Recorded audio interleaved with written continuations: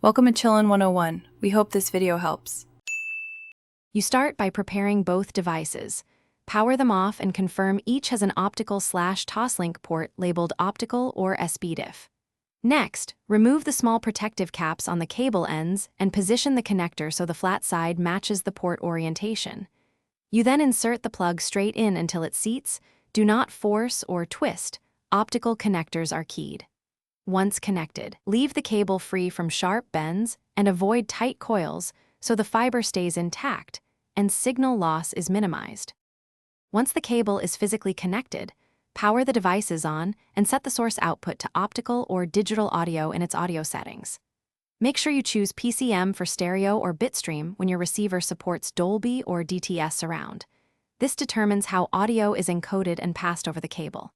Then, on the receiving device or TV, disable internal speakers or change speaker output to external and confirm sample rates, 44, 1/48 kHz.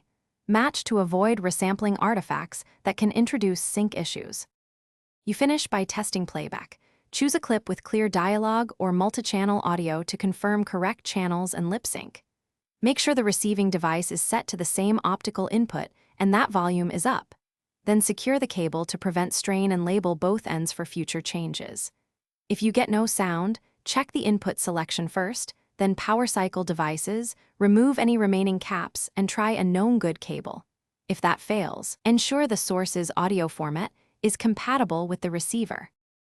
Thanks for watching. Consider subscribing if we helped you.